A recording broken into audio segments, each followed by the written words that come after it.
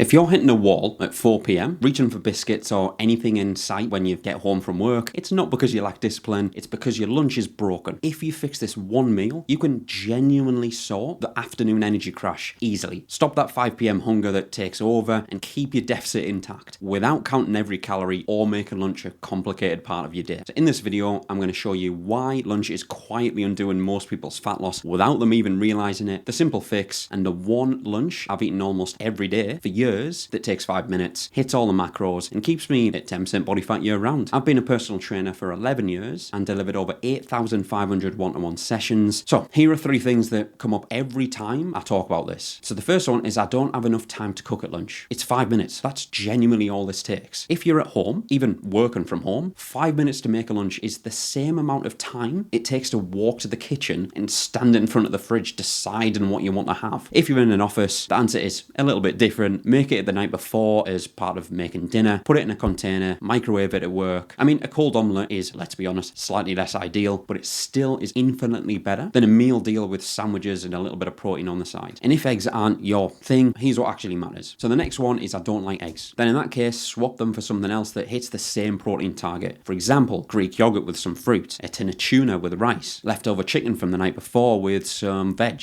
The omelette is my go-to because it works for me and I know it's quick, but the principle is the protein target, not the specific meal. Hit 30 grams of protein at lunch with whatever you actually enjoy eating, and the result is exactly the same. Next one is I eat out for lunch with work. Then apply the same principles to whatever you're ordering, like grilled protein, some veg, and go easy on the sauces and the sides you don't need. I love a condiment as much as the next person, but you don't have to eat a packed lunch to hit the protein target. You just have to make choices that actually hit it rather than the ones that look fine on paper but don't. Most people fall into one of 3 camps. The first is skipping lunch entirely. You're too busy, not that hungry, figure you'll make up for it at dinner. The second is the meal deal. For example, you get a sandwich, crisps, maybe a drink, the kind of thing that feels like a reasonable choice in the moment, but it's pretty much just carbs with barely any protein in it. And the third camp is eating something that genuinely seems healthy, like a salad, some sushi, maybe a light wrap, but is so low in protein and calories that it does basically nothing to keep you going through the whole afternoon. Here's what all those 3 have in common. By 4 p.m, it does not matter which one you went with. You're running on empty. The energy drops, the focus goes, and your brain starts looking for the quickest source of energy it can find, which is usually whatever's in the biscuit tin, or the vending machine, or the kitchen drawer at home. And that annoying 4 p.m. moment, that was decided at 12 o'clock. So here's what's actually going on. And it's the same thing with the breakfast problem, just showing up a few hours later. And the training structure that makes all of this actually work is the Softer Lean program in the description. It's 4 weeks, 3 sessions a week, built to get you lean without spending hours in the gym. So that 4 p.m. crash isn't a willpower problem, it's more of a fueling problem. Lunch didn't have enough protein to keep your hunger in check, didn't have enough substance to keep your blood sugar stable, and by that mid-afternoon, your body is doing exactly what it did the night before, trying to claw back what it didn't get earlier. And that meal deal sandwich is just 20 grams of protein. If you're lucky, the salad definitely has less. So skipping lunch entirely means you've gone from breakfast to dinner on basically nothing, and none of those options are putting you in a position where the afternoon looks after itself, which means you're arriving at dinner absolutely starving and eating everything in sight. Trust me, I know about it. And here's the specific thing that fixes it. And it's pretty much the same rule as breakfast. So the rule is hit 30 grams of protein at lunch. That's the target. It's not complicated. It's not a meal plan. It's just a protein target that keeps everything stable throughout the afternoon and means you're not ravenous by the time dinner comes around. And here's why this one target does more than most people expect. Protein at lunch keeps your blood sugar stable through the afternoon in a way that carbs alone don't really do it. It keeps your hunger hormones in check from the biscuit tin at 4 p.m. calling your name, and it means your body isn't trying to compensate at dinner, which is the moment most people lose control of the calories without even realizing it's happening. The people who tell me they eat well but can't stay in a calorie deficit, when I actually look at what they're eating, lunch is almost